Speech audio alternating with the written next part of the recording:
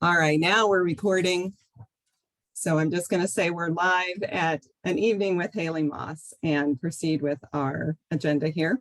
I want to acknowledge the co-founders of the Neurodiversity Coalition. We have Abe Shapiro here, and I think Nejla Rutsong is in the audience.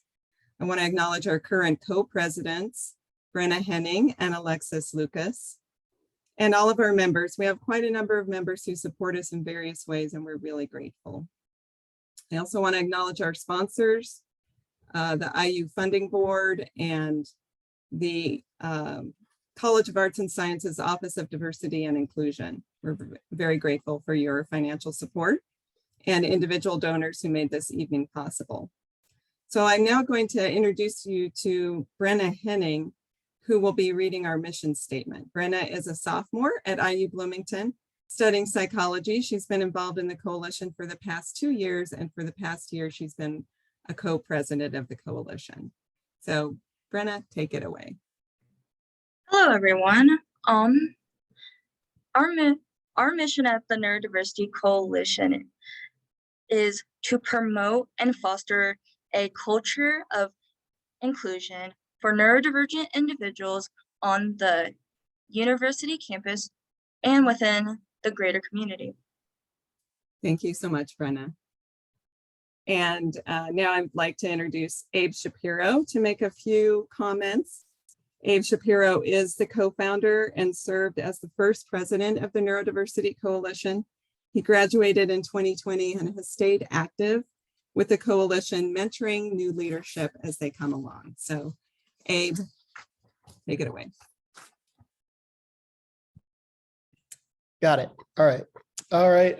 Thank you, Celie, and good evening, ladies and gentlemen, and friends beyond the binary, and to all of our guests out there on this fine evening. Thank you for attending this this very first historic event for the coalition.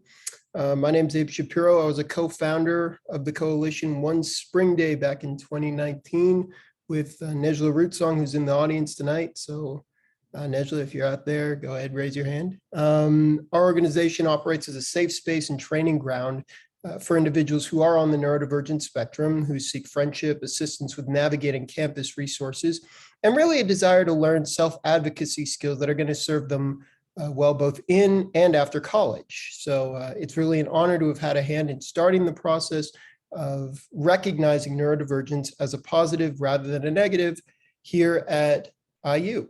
And I would like at this time to express my strong regard to some of our leaders, including our current president, Alexis Brown and Brenna Henning, in addition to our advisors, Cecilia Buckley, for their efforts in making this event, and most importantly, this organization a success. I also want to acknowledge Ben Foley for his services, as well as Emma Elfrich for creating our logo that we still use to this very day. It is one of the more recognizable ones, I would say.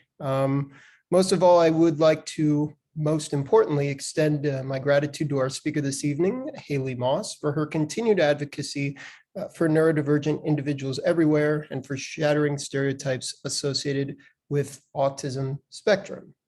Finally, my appreciation goes to Indiana University's Funding Board and the College of Arts and Sciences Office of Diversity and Inclusion for their generosity in promoting this event. It would not have been possible otherwise.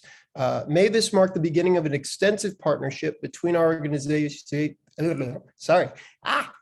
between our organizations for many years to come. And so now I would like to turn over the reins to someone who has done an exceptional job in growing our organization over the last year and who continues to amaze us every day with their commitment and undying passion for neurodivergency and advocacy, Alexis Lucas. Take it away, Alexis. Okay, and I just would like to throw in there about Alexis as well. I just want to say Alexis is a third-year law student. She's getting ready to graduate, and she has served as co-president for the past 2 years and has been a strong leader and role model. So yeah, go ahead, Alexis. Thank you so much, Cecilia and Abe.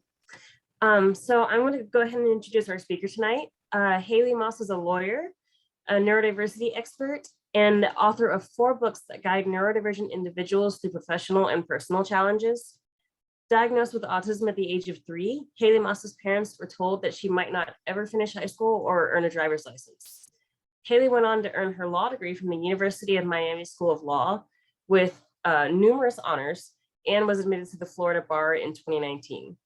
She is a consultant to top corporations and nonprofits that seek her guidance in creating a diverse workplace and a sought-after commentator on disability rights issues. The first openly autistic lawyer in Florida, Haley's books include Great Minds Think Differently, Neurodiversity for Lawyers and Other Professionals, and the Young Autistic Adults Independence Handbook. Her articles have appeared in outlets including the Washington Post, Teen Vogue, and Fast Company. I'd like to thank Haley for coming here to share her story with us tonight and welcome her to begin whenever you're ready. Thank you all for the warm welcome. And first off, I have to thank everybody involved with the Neurodiversity Coalition here at IU. It truly is outstanding to see an organization like this exist. I know when I was a college student that there was nothing for neurodivergent or disabled students. It was very frustrating that the only thing that really existed was a support group run by the Disability Resource Center. And of course, it was run by non-disabled and neurotypical folks. So having a space that is by and for neurodivergent people is so powerful to see. And at the law school level, I didn't see anything like that until after I graduated. So knowing that these spaces exist is such a magic and such an achievement that I really need to tip my hat off to the young people who have come forth, because at the end of the day, I truly do believe that young people are our future. And of course, I want to thank all of you. So whether you're joining us live and as we record and are here tonight, or you're joining us after the fact, thank you for choosing to spend part of your day, your evening with me and with the folks here from Indiana University and the Neurodiversity Coalition. It truly does mean a lot. And without further ado, I'd love to get started. So if you're new here, no worries. If neurodiversity is something you might be hearing about for the first time because you were curious, or you're a seasoned veteran in this field, that is totally okay. That what we're going to do is have a conversation about my journey, and then we're going to have a broader conversation. I think it's so easy for us to just immediately fall into telling stories about our life experience and expecting to leave just feeling this mere inspiration, right? That we're expecting to feel something just based on disability or neurodivergence. But I want to have a broader conversation, that our stories are a vehicle to do that. And that's the story that I really want to tell tonight. And when we talk about breaking barriers and we talk about stigma, let's do that. Let's eliminate that. It is Autism Acceptance Month or Autism Awareness Month, depending on how you like to view April in particular. But without further ado, let's get the show on the road. And I like to talk about my personal journey first. When we talk about overcoming barriers to access, is keep that in mind throughout the evening or our time together. I don't want to have this huge focus on overcoming autism, neurodivergence, or disability, because that's not necessarily how I feel. I see a lot of my journey as simply overcoming barriers to access. And of course, something that I hope that we leave at the end of our time together feeling is that we have the ability to remove some of these barriers that shouldn't have had to be there in the first place. And like you heard earlier, I was diagnosed with autism when I was 3 years old. For those of you who want to try to do the mental math of when this was 1997 and the late 90s. And when we talk about the late 90s with autism and neurodivergence, we were at a very different point in time. We didn't talk about 1 in 44 children being diagnosed with autism, as the CDC has most recently cited. We didn't have the internet being the vast resource. We didn't have access to autistic adults and other folks with lived experience in the same way that we do now. And in 1997, neurodiversity was a word that most people, if any, probably hadn't heard before, because it was coined around the same time in that 1997, 1998 vein. So really different time when we think about this. And something that I like to talk about with my own journey is I was a late speaker. I originally was seen as nonverbal, but as I've grown in my own advocacy and stuff, I was just a late speaker. I was a non-speaker for some point, and then thankfully I did eventually develop my own speech and novel speech. But I say non-speaking on purpose because I was communicating. I did have language of some sort. It was just crying, screaming, and gestures. I would point at things when I wanted them or I wanted to get attention. I would cry. I would have meltdowns when something was so overwhelming sensory wise. And that was communication for me. It wasn't communication like we are having right now, where you're able to read through the transcripts that are being provided via Zoom, or you are able to listen to what I'm saying out loud as well. And at that same time, while you have this kid who is non-speaking, who is crying and screaming and simply just difficult. I always say I was a difficult kid. And when I say I was a difficult kid, I was the kid that not only was I crying and screaming everywhere, but to the point that it honestly upset other people, is they questioned whether or not my parents really knew what they were doing, if they had control of situations. And to an outsider, it might have looked like I was either just a brat having a temper tantrum or just my parents couldn't control me. And none of that was the case. A lot of it was trying to communicate in the only ways I knew how to, or because the environment around me was so overwhelming. Think about when you go to the grocery store and you see children in the seat in the cart with the parents, and then they just absolutely lose it. That would be me. But it wasn't because my mom wasn't buying me candy or ice cream. It was because I would hear the clattering of the carts, the array of colors, the fluorescent lights, everything else that made that grocery store experience overwhelming. And I just couldn't fight it any longer because somehow it always took just until we got to the checkout line for things to start really going downhill. And around that same time, I was also very clearly there. The lights were on. And I think that's something that folks often think is non-speaking is the same as nothing to say, when that is absolutely the furthest thing from the truth. Is it is not a matter of intelligence or anything of that nature. I was really creative. I was always wanting to do jigsaw puzzles. I was able to read along with the Dr. Seuss videos that my mom would play on TV. And I also wasn't very social. I did not like being around people who weren't my parents. Honestly, you can say to some extent that might still be true to some extent, but I do love being around people just in bursts that I can handle, or people who I know who are accepting and understanding. But when I was a little kid, I would stay with the same couple people. I would try to hang on as close as I could to my parents. I just didn't engage socially, and I didn't really make a lot of friends. Now I realize making friends as an adult isn't so much a reflection on I was autistic and I am autistic and struggle with different neurotypical social cues, so much as it's just really hard to make friends. And thankfully, because my family was really supportive, even though they were told every single no in the book, that you won't get a driver's license, she won't graduate high school, she will never get something more than possibly a minimum wage job. Not that there's anything wrong per se, if that is an outcome, but being told this to the parents of a 3-year-old is a little bit much, wouldn't you say? And thankfully, they believed in all sorts of different things. We tried new things. I was a happy, well-adjusted kid at some point. And I ended up entering mainstream schools in kindergarten. And finally, the words began to come. That most of my early speech was echolalia. And if you're not someone who's familiar with echolalia and the autistic communication or different terminology, this is kind of like being a human parrot, where you repeat back things that you've heard or seen before that other people do. Think about when you basically are scripting or you're quoting your favorite movies over and over and over, but that is the only form of speech or communication you have. And because you're quoting your favorite things over and over and over, people don't think that it actually means something. But the truth is that it does. And it was a way of expressing myself before I thankfully had the tools in my toolbox to share my own thoughts. And it turned out that this quiet kid from Florida, that was definitely me, had a lot to say. I was just very much someone who kept to myself. And I always had feelings and thoughts, but I didn't really share a lot unless you asked me or unless it was someone I felt comfortable with. I still see myself actually as this pretty quiet, shy person, yet I am fairly extroverted, so it seems. I consider myself an introvert at heart for sure. And that was something that I find really interesting when we talk about speaking.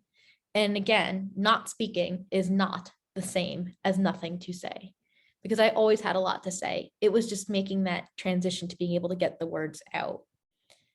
I don't want to talk about my childhood obsessively because my childhood isn't the focus of my life. I spent 18 years as a minor, and I am in the adulthood phase of my life where most of us will spend most of our time as human beings. And something that was really pivotal in my childhood was learning that I was autistic. And I learned that I was autistic when I was 9. As a 9-year-old, I was absolutely obsessed with the Harry Potter series.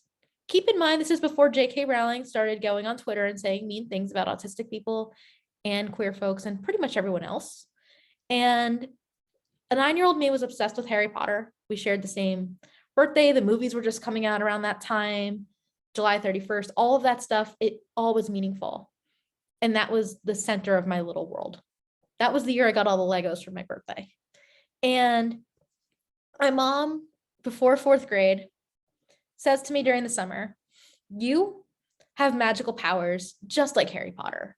And of course, like a 9-year-old, I believe it because 9-year-olds are pretty gullible. And also, what 9-year-old is not excited for their potential Hogwarts letter to come through? Unfortunately for me, I did not find out that I was a wizard that day. My Hogwarts letter never came, but I got something even better. Finding out I was autistic was an answer I didn't know that I needed. I never thought that I was strange. I never thought that I was weird. I never thought that I was different. I thought that I was really cool and other kids just didn't understand me. But when I look back, I probably did know something was different. My parents are just masters of diversion. And the way that it was explained to me is that different is neither better nor worse. It's just different. And different can be extraordinary. Whether or not my parents knew it, they were echoing something, this sense of pride. Instead of focusing on how I was struggling to make friends, or that I struggled with organization, or any of the many things that made my life harder as an autistic person, or that society made harder, we focused on my strengths. We talked about how I was really creative, that I was sensitive, that I was a good listener, that I had a good sense of humor, although some might disagree with that. And it was really powerful because I gained a sense of identity. I had good self-esteem as a young person. I didn't think something was wrong with me. And looking back on that day, looking back on those explanations of Harry Potter, I realized something else because at this point in my life, I talk a lot about neurodiversity and disability rights and how this fits into things like social justice. And it turns out that there's a huge focus from a lot of people on language, that we have to have the right words in our toolbox in order to be great allies, to be great advocates. And when I look back on being 9 and the way that my mom explained that different is neither better nor worse, it's just different, she had no clue what neurodiversity was. Neurodiversity was not a word that was really part of our lexicon the way it is now. And take that back to, say, early 2000s. It was this thing that was just growing within the autistic community. And still, what she was preaching to me and what she was teaching me was, in essence, neurodiversity. That she wasn't considering me broken. She didn't see me as this failed version of normal. Neither of my parents did. My parents were committed to making sure that I was happy, that I pursued the things that I loved. I wasn't being shamed for being a 9-year-old who was obsessed with Harry Potter and Sonic the Hedgehog and Super Mario and who was playing with Yu-Gi-Oh cards. I was cool. I was encouraged to keep drawing the things I love to draw and paint. And if it was Pokemon, so be it. I was always encouraged to be myself. And I was also always encouraged to give back. And when I was 13, I'm done going to 3 schools in 3 years because I couldn't find the right academic fit that also had challenging academics for me. And I also wanted to, of course, make friends. And I'm 13 and I get invited to speak at a conference, to be on a panel. And as a 13-year-old, I don't have any interest in really talking about autism. 13-year-old me would only tell my friends and teachers and others on a need-to-know basis. It wasn't something that ever felt important. It was something that felt important when you needed to know, and that's about it. And that's just how it was. But when I was 13, I get invited to this conference to speak about it. And said conference was in Orlando, Florida. And you know what was probably going through my mind as a 13-year-old with a trip to Orlando? Disney World. Of course I said yes. An excuse to go to Disney World? Now, keep in mind, I grew up in Florida. Going to Disney World is still exciting, even when it's only a 3-hour drive away from you. And when I'm at this conference, I am on a panel, and everybody on my panel is a lot older than me, and I'm the only girl. And on this panel, I get asked about my middle school experience, what it's like just to simply be an autistic teenager. And I get asked about how I knew I was autistic and seemed pretty proud of it. And I tell the story of Harry Potter, and I get approached to write, to tell that story. And that's when I really became an author. And I always thought this was how I was going to give back. I didn't know if I really wanted to tell my story all the time, but I did think that if I told my story and something, one little nugget of knowledge or something that I had to say helps one person, then I did something right. I just need to help one person. That's it. That makes talking about going to 3 schools in 30 years and the friendships I've made, the friendships I've lost, the things I got right and the things I got wrong, that makes it worth it. We're not perfect people. And it still feels kind of scary now, even thinking that things that I wrote 12 years ago still exist on the page that anybody can find, because obviously I've grown a lot since I was 15 and 13 when I started writing. I was 15 when the book came out, but I also realized that I can help one person. And what happened as well is not only do I hope that I've helped somebody in my life so far, but I felt really empowered to use my voice, to tell my story for some greater purpose, to be able to advocate for myself. That when I wrote and my name was attached to it, I was openly autistic for the first time in my life. That my classmates at school might have asked me questions. I got outed in school by my English teacher before the book. I was planning on publishing under pseudonyms. And when I got outed, it was the first time I really felt empowered to take control of my story.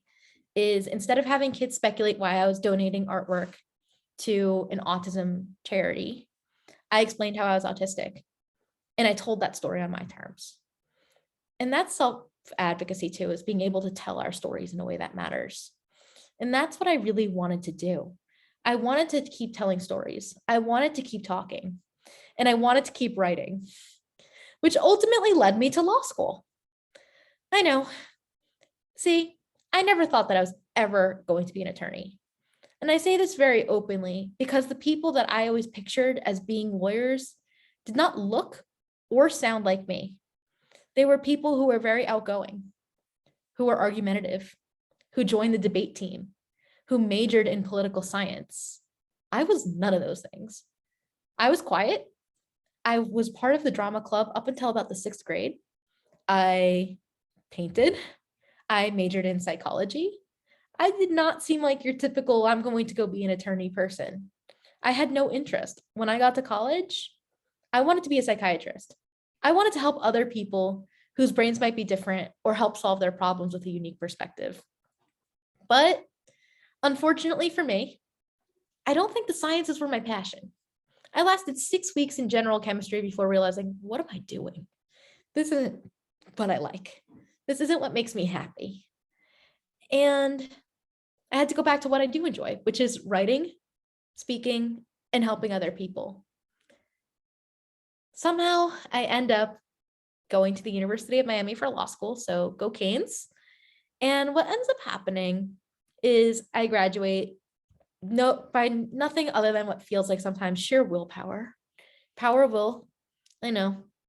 Law school is a lot for anybody, but also when you have to advocate for yourself constantly, it's even more. And dealing with things like ableism as well. We're going to talk about ableism in a minute, don't worry. And somehow everything seems to work out. I have a job waiting for me. When I graduate, I pass the bar exam on the first try, which is something I still look back and can't believe I actually did. Because the bar exam is one of those things I would like to forget ever happened because it's just so much to take in. And it's an experience like nothing else. And after I start my job and I got sworn in, which was one of the proudest days of my life. And I say that I was really proud of being sworn in, and you can see a picture from my swearing in up here on the screen too, is the Judge Walsh, who you can see here with me, said that I would never take speech for granted, the faculty of speech, that so many lawyers are zealous advocates and take for granted what they do every single day, that they talk on behalf of others and sometimes themselves. And I would never take that for granted because I know what it is like to be silenced or unheard, to be marginalized, and to not be able to speak as their way of communication. And the story goes viral. And the story that goes viral sounds like the familiar trope of disability stories. But the story is that once upon a time, I was a non-speaker, and now I'm an attorney. That's the story being told. And it gets me billed as Florida's first openly autistic attorney, which might be the thing that made you sign up to come tonight or made you choose to watch this after the fact. And I have a lot of feelings about this. First, I certainly don't think I'm one of the first autistic attorneys out there by any stretch. It's that there's so much stigma, so many microaggressions, so many instances of actual discrimination that we don't feel safe being open. And also those of us who are open may not have had the recognition we deserve or might not have had the opportunities. And being open is also a huge privilege. And the story that I wanted to tell wasn't this nonverbal to lawyer story. The story that I wanted to tell was about my community, about the difficulties we face, about our joy, about how neurodivergent people get left behind, intentionally or unintentionally. And I took control of that conversation. I wanted to talk about how my profession, coming from attorneys and legal, aren't very inclusive. Less than 1% of lawyers self-report having a disability of any kind. Compare that to the fact that 1 in 4 people in this country have a disability under the definitions set forth by the Americans with Disabilities Act. And when I was having these conversations, I wanted to talk about how do we eliminate that stigma? How do we be more accepting? How do we make sure that neurodivergent people have job opportunities? That's what felt important to me. And that's the story that I chose to tell when everybody wanted to tell my story on my behalf. And that's what self-advocacy truly is all about in my version of advocacy. And that's what I ended up doing. So I loved my first year of practice. I worked in healthcare litigation and international law. I represented hospitals against insurers. Contrary to popular belief, I never dabbled in special education law or disability rights law while in practice for a couple different reasons. One, I am very empathetic.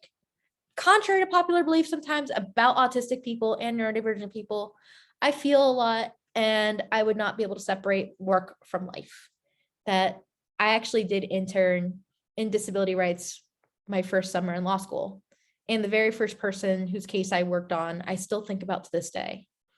The client had epilepsy and was being evicted, and I was always worried if she was having seizures and things like that, and I couldn't separate it. And I still think about her every time I tell the story, which is a lot. So I think about this poor woman quite a bit, and she wasn't much older than me, so it was something that felt very fresh. And that's why when I entered practice, I wanted to be separate from that. Not because I couldn't do the people skills thing or I didn't want to, or because I didn't want to do disability rights, but because it felt too close to home. I was one moment away from being on the other side of the litigation, of being the client rather than the lawyer. I wanted to be able to separate those two things, but still be able to advocate for others. And when I left practice to eventually start my own business, I was extremely proud and extremely nervous. And now I get to actually help geek out about inclusion, about accessibility, about neurodiversity all the time with people at all levels of their learning. So whether it's students, whether it's educators, whether it's attorneys, you name it, I get to chat with everybody. And honestly, it's the most fun I've ever had. And I get to use my law degree to actually help people. And I still speak and I still write. So I get to do all the things I went to law school for and then some. Truly the journey that I didn't know that I would be on. I wouldn't have it any other way. And I don't ever wish that I was neurotypical. I think that that's something that gets lost a lot when we tell these stories, is I don't want to be a non-disabled person or a neurotypical person. I have no idea what that's like. I don't really want to know what that's like. this is the hand that I've been dealt, and I can't complain. I don't feel sorry at all. I'm pretty happy. I have a life that I enjoy. I have hobbies. I have friends. I have family. My life has lots of love and happiness, and I feel that I am happy, well-adjusted, and successful on my own terms. Again, your mileage may vary on what happy, well-adjusted, and successful looks like, but to me, I feel like I am most of those things, and it makes me feel pretty proud of where I have gone and where I'm going next. Which means it's time for us to have the conversation we all really want to have, which is going past just telling a story, of having a conversation about disability and neurodiversity a little bit broader as well. If you've made it this far and you haven't quite caught the drift, or you're thinking, what is neurodiversity? Fear not, I got you covered. But I want to think about what we're really overcoming as well. So I mentioned that I feel that I am mostly overcoming barriers, right? But think about what we feel that neurodivergent people are overcoming when we say we're overcoming stuff. That if they're overcoming the disability itself or neurodivergence, the challenges associated with that, low expectations that other people have, the different stereotypes and prejudices we have, of course, our own self-doubt and lack of confidence in accessibility, and also people who just think we can't do stuff, that there's this presumption of incompetence that I've noticed I've had to prove that I'm incompetent when other people don't. And truthfully, depending on who you ask, you might get one of these answers or multiple of these answers. Personally, I'm overcoming a little bit of every single one of these in different ways and facets. There are parts of my disability that I definitely do feel that I sometimes have to work with and adapt around. There are challenges that I am overcoming, like figuring out how to executive function or how to park between the lines, because for some reason I could never quite get it right.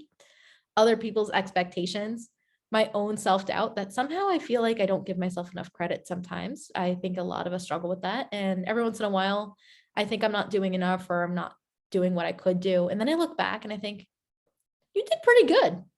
Give yourself a bit of a hand because you had different obstacles in your path. And also, the world is an inaccessible place in so many ways. And I'm extremely grateful to the Neurodiversity Coalition for making sure that today is as accessible as humanly possible for everybody involved. And I want to talk a little bit more about being open. And I mentioned why I feel strange about the Florida's first openly autistic thing, but I also wanted to have a conversation about what does that even mean? Because that's something people ask me a lot, like, okay, that's great, but that doesn't sound like it should be a thing. And I realized that being open is a huge privilege. It's a privilege based on my background. I know that people who are neurodivergent and racialized might not get to be as open because masking and code switching is part of their experiences, that we have so many different things. And there are still times that no matter what, I don't always feel that I can be open. That yes, you know that I'm autistic, but certain behaviors of mine, I am hiding or masking in some way. Of that smile, sit up straight and make sure that you are not moving too much or that you're saying the right thing, all sorts of different masking behaviors. And we're going to talk about that too. But for the most part, I feel that I don't have to pretend that I'm neurotypical and I have the freedom to be myself. I consider that, again, a huge privilege. And while I wish that all of us can do that, I think we have a lot of work to do in order to get to that point as a society that it's not a big deal. That when someone tells you they're neurodivergent, instead of reacting with a, I never would have known, or, oh my gosh, we either say, how can I support you? Or, thanks for telling me, I appreciate that. Or my favorite reaction, nothing, because it doesn't matter. That you're not going to treat me any differently or think anything new of me because I shared that, other than, that might explain something. And then we move on and you treat me exactly like you always did. I think being open, again, is a privilege that all of us should be able to have, and it should be that way. But unfortunately, we're not quite there. Which brings me to this idea of acceptance. And I wanted to share this amazing comic by Rebecca Burgess about what acceptance really is, especially because it is Autism Acceptance Month. And acceptance, as she writes, allows us to be our best selves and take care of our physical and mental health. And it allows us to be ourselves, to feel more comfortable in our own skin rather than making other people feel comfortable with us, that we can thrive when we're accepting and people see us and view us just as we are, and that we want the same things as other human beings do. That's the big tenet of acceptance is we don't really want special treatment. We just want to be treated like people. And so often I'm treated in a way that might be dependent on my disability or about my autism or neurodivergence. And a lot of the times I want people to remember that, like you, I am a human. I am someone in my late 20s at this point, and I want the same things that everybody else does. I would like to maybe move to a bigger apartment. I would like to have love in my life. I would like to have a job and a career that I feel confident and happy and successful with, which I genuinely feel at this point. So I feel really lucky. But a lot of the things that affect my life and my hobbies and things like that are pretty typical for someone who is in their 20s trying to figure life out. And that's great. And that's how I always like to be perceived. And there was a interview about me that actually came out a couple days ago, and it mentioned some things about me as a person. Like, yes, she loves to talk about disability and neurodiversity, but she also loves to watch The Bachelor, play video games, and listen to Taylor Swift. And I was thinking, yeah, that's me. Typical person stuff. Awesome. That just being a human being with my interests and hobbies and things I love. And I want to bring that back to this idea of neurodiversity. So if you are new here, or you just want a little bit of a refresher on what neurodiversity is all about, here's our moment. Is when we're talking about neurodiversity, we're talking about that all of us have different brains, no matter who we are, not just neurodivergent people. And if you don't know who is neurodivergent, we're talking about our autistic friends, our friends with ADHD, learning disabilities, Tourette syndrome, intellectual disabilities, psychiatric and mental health conditions, and also acquired cognitive disabilities. I apologize for totally saying that funny because my brain is moving a mile a minute right now. And I want to make that clear that it does include all these different human beings, because we tend to use neurodiversity as a synonym for autism or ADHD. Neurodivergence includes anybody who has cognitive differences and whose brains work in unexpected ways. And if you're neurotypical, your brain works in ways that we probably expect. And we all communicate differently. We all process the world around us differently too. The world to me is a very loud, bright, and crowded place, and to you, it might not be. That's okay. This is not the same as difference of opinion or diversity of thought. It is how our brains work and how we view the world. And this is something that's totally normal and that we need to acknowledge is just part of diversity and human variation, just like everything else that makes us who we are. So whether that's how we look, where we're from, all this different diversity also includes our brains. It would be really boring if we all thought and processed the world in the exact same way. And something really important here as well is that neurodivergent people are not failed versions of neurotypical or failed versions of normal. Something that I like to remind people, especially when we're talking about neurodivergence for the first time, I like to view it a lot like how we talk about computers, of this Mac and PC type thing. Of course, that's a very binary way of viewing it, but you get the idea. And we're not broken. So say neurodivergent people are Macs. Just because I can't run a Windows program doesn't mean that your Apple computer is broken. It just means it can't run a Windows program. But it doesn't mean that your computer is not great at other stuff too. That maybe it's better at creative projects, maybe you like the interface, that there's so many different things. And it doesn't mean that one is right and one is wrong.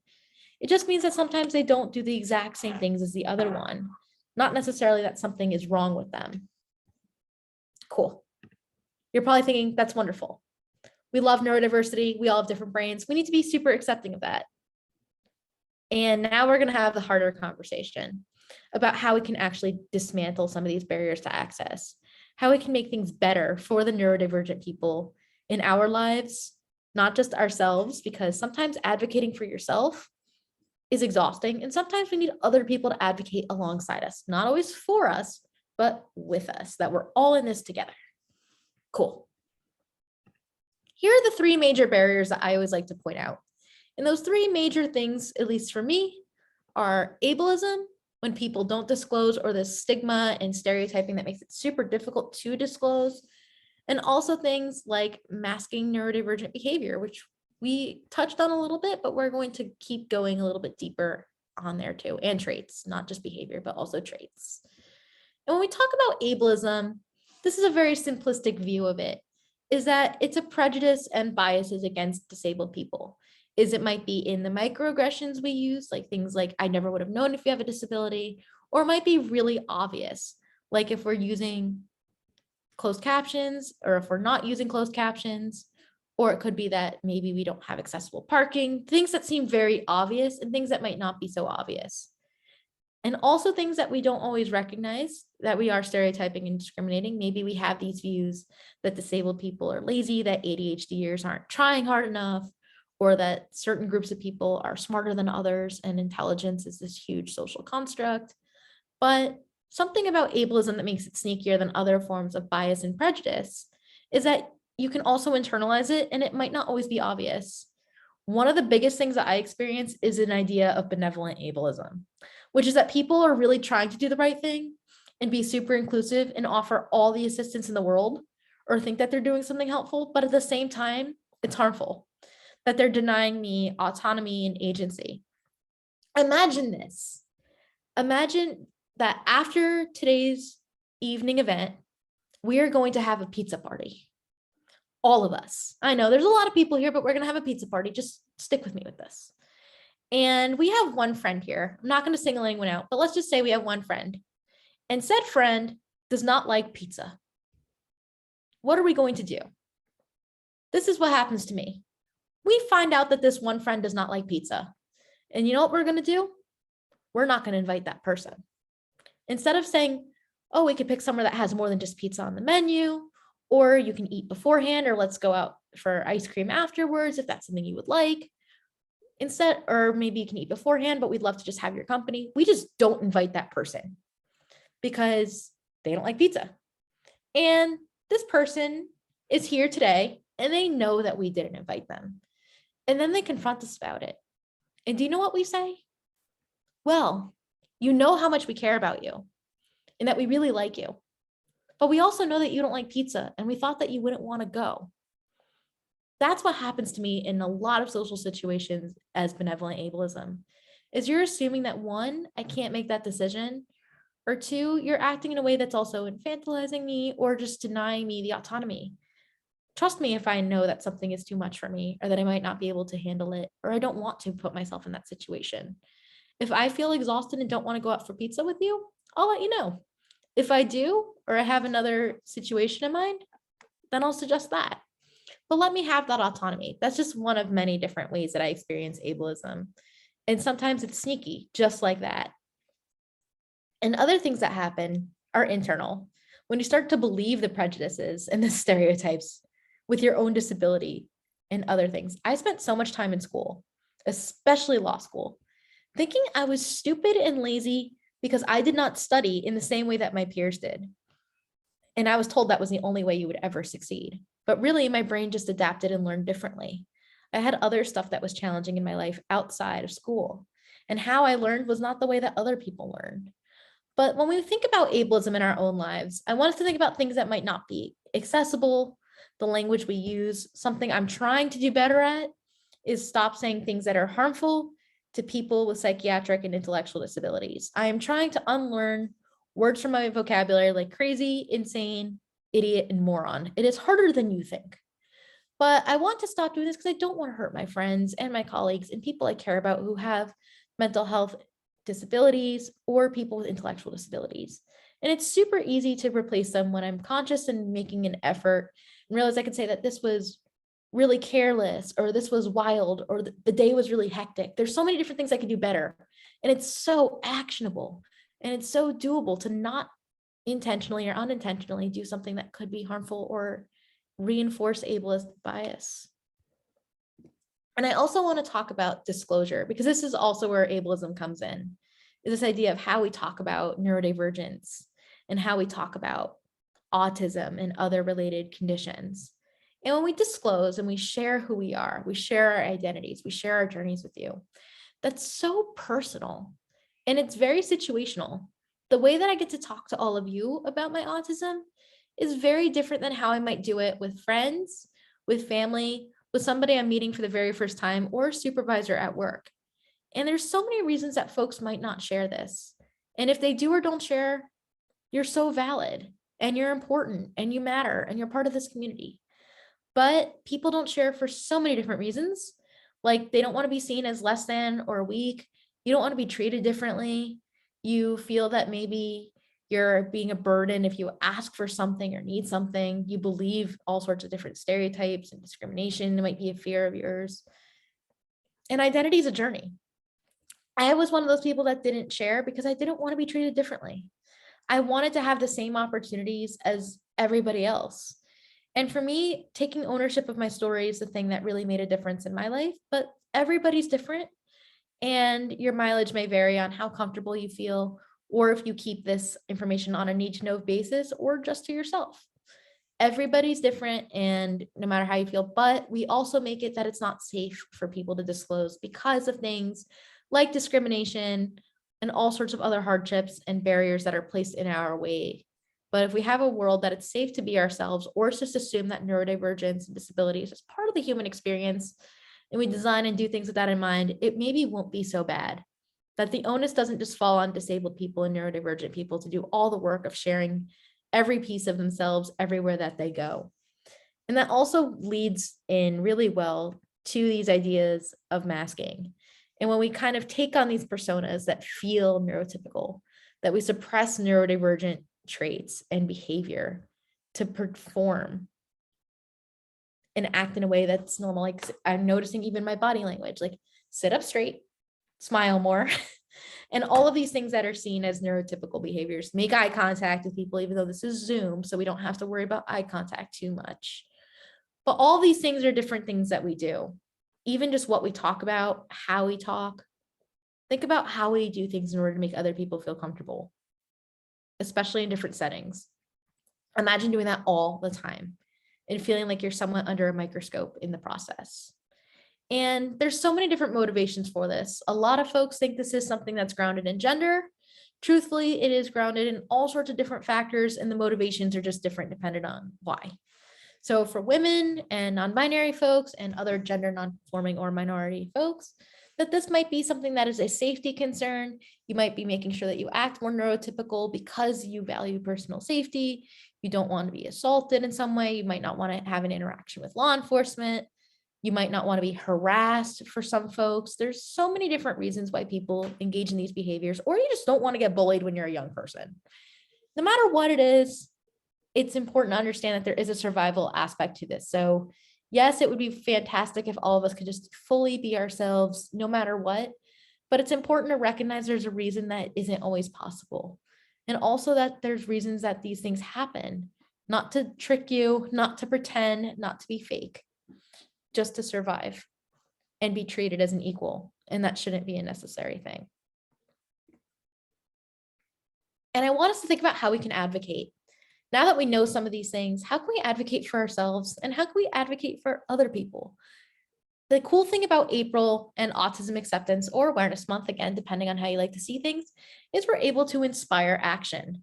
And advocacy is one form of action that is for all of us, whether you are neurodivergent or you are an ally, or you are curious, or you are questioning if you are neurodivergent or haven't quite figured it out yet.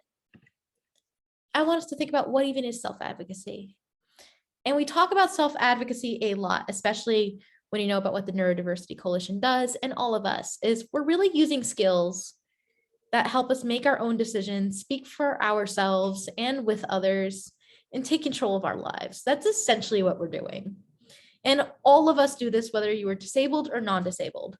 We make decisions for ourselves every single day. Each of you made a decision to be here or watch this. And why did you make that decision? Maybe you wanted to learn, maybe you were curious, maybe you gave up time spending on something else you might have rather been doing, in which case judgment-free zone.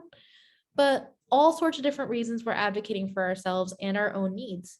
Maybe you realize it's dinner time, I'm hungry, I'm going to take a break. That's okay too. And we make decisions about everything, and even just advocating for our needs, such as if you need accommodations, if you want to do something differently as well. And how do we do that? So even if we're getting accommodations, whether it's here at school or university, in the workplace, or other aspects of our lives, if we need help, imagine if we just frame that as a conversation to empower people. Something I like to do is have this conversation like, It's really helpful if you're direct with me and say what you mean and mean what you say. That's one way that I can have that framing of how you can be better at helping me and advocating with me. Or if you're accommodating me at work, I tell people I work best when I have clear instructions. And that tells you exactly what I need from you. And it makes it less scary than saying, I am autistic, blah, blah, here, clear instructions, it is mandated, do this. I like to look at everything as a conversation because all of us are learning.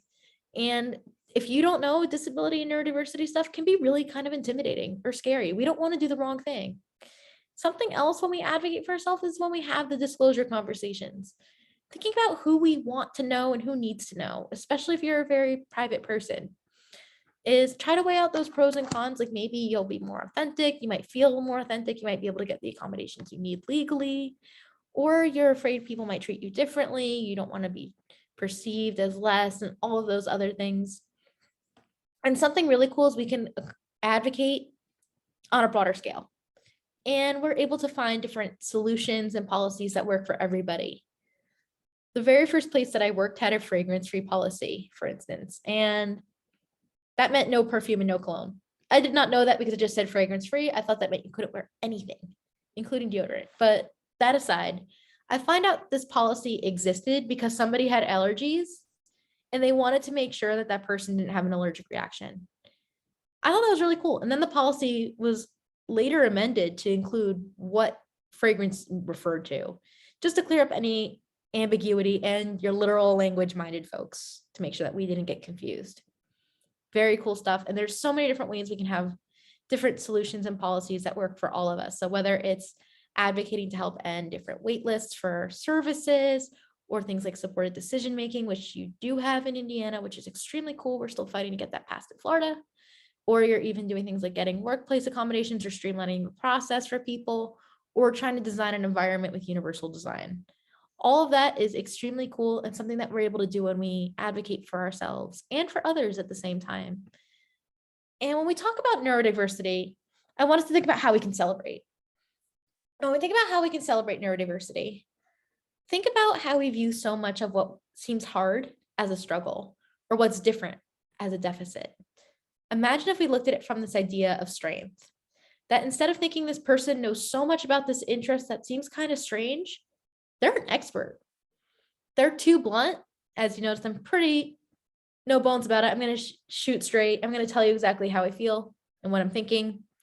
That's honest. I try to operate with integrity. I'm also creative, and a lot of us have detail orientedness, we're focused, we are observant, all sorts of amazing things. And if we focus on that, not just for autistic people, but for all neurodivergent people, since all of us have these things because of how our brains work, I promise we will be happier. You'll be building people up rather than down, and it will make for a more accepting type society and culture. To help close us out before we get to our favorite part of the evening, which is Q&A, I want to talk about how we can be a little bit more inclusive starting right now. And something that I would like us to be able to do is have these conversations very open and be vulnerable with each other. We have to trust one another. I do teach at the undergrad level as well, and I am very open with my students about my autism, and they know that sometimes that things might get lost in translation. And every semester, somebody hands me a disability accommodation form, usually with this sense of reserved, like, what do I do? Or I'm scared and I hope you implement this because other professors don't. And I always take the forms. I always say it's not an issue. Don't worry about it. I'll get a note taker or captions or whatever you need. Not an issue. My job is to help you succeed. And the same student one semester comes to class after the first day, because the first day I always open with an icebreaker. I talk about myself, why I'm interested in the topic, and why we're having this course and my expectations. And I ask everyone what made them interested, because our class is usually pretty small. And the same student who is reserved and hands me the form 2 days before is the one who says, I took this class because I'm also neurodivergent. And I was not expecting it. And I realized the student felt comfortable saying that because I did, because this person perceived someone in power or had some authority as being able to do that, and that made it safe for them.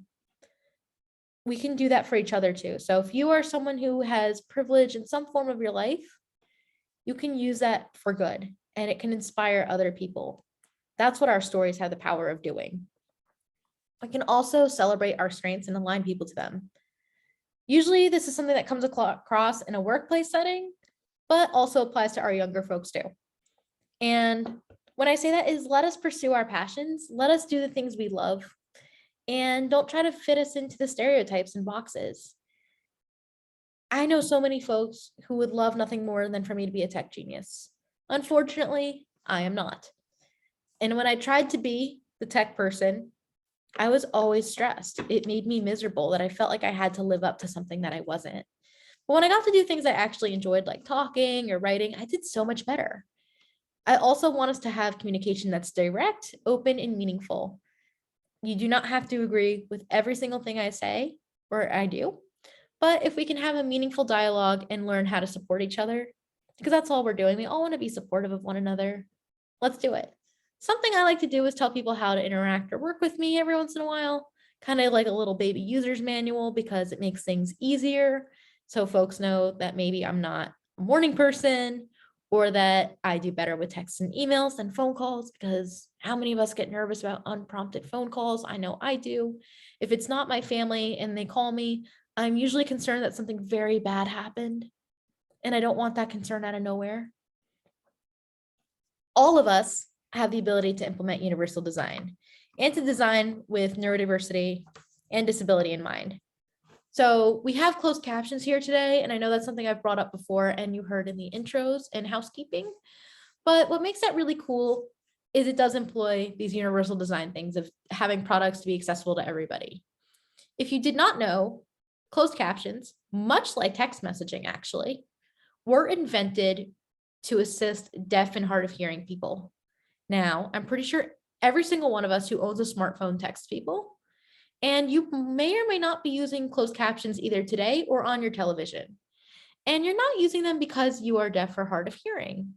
You're using them primarily because maybe it's a communication or you're learning a second language in the case of closed captions.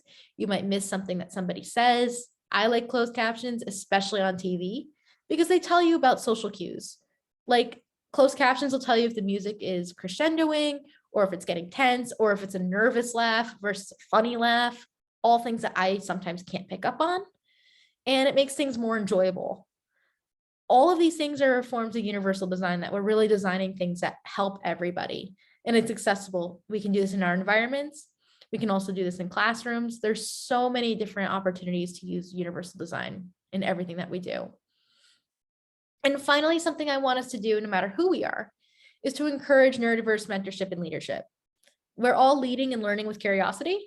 And something that we're able to do in this is if you are a neurodivergent person, please continue to mentor the next generation and look up to them. I know I certainly do. And that's why I'm grateful to the student organizers here today and the folks who made today happen, is they are the next generation. And I want to be a good mentor to them, just as I know Abe has been a good mentor to the current co-presidents and everyone else as well. Things like that make a difference. And if you are a neurotypical person, you can learn from us, the actually neurodivergent people with lived experience, and you can also mentor us and help us lead, not just checking off a box for inclusion of whether it's a job or an organization or whatever it is, that you can genuinely help us grow as human beings too. And I promise not only will we learn something, but you will too. That is the beautiful thing. And even having these conversations at this point in the year, again, it's Autism Month. And so often these conversations about neurodiversity and autism are taught by neurotypical people, and they tell us how to act more normal or neurotypical or just some basic awareness stuff. And it really is powerful to me as a neurodivergent person to get to have these conversations and hopefully move us closer to action. So thank you to everyone who wanted to learn more about action and acceptance and tearing down those barriers, because the barriers that we're overcoming truly aren't disability, that even in a perfectly accessible world, I would still be disabled, I'd still be neurodivergent, but it would be a lot easier to navigate rather than having to go through unnecessary hoops to try to have the same opportunities and fit in or do all sorts of other stuff that most people just take for granted. So continue to learn, continue to be celebratory, continue to focus on those strengths. And I look forward to what we're able to accomplish together. Now, I know we do have time for questions and answers and everything, but if you are someone who is more private and does not feel comfortable sharing with the forum of everybody here, or you would like to say hello to me on your own time, you can always send me an email. You can connect with me on LinkedIn, on Facebook, on Twitter, and on Instagram. And I'm excited to keep this conversation going, not just today, but all throughout the year or anytime that you feel comfortable reaching out. And I'm excited for what's to come next. Thank you so much.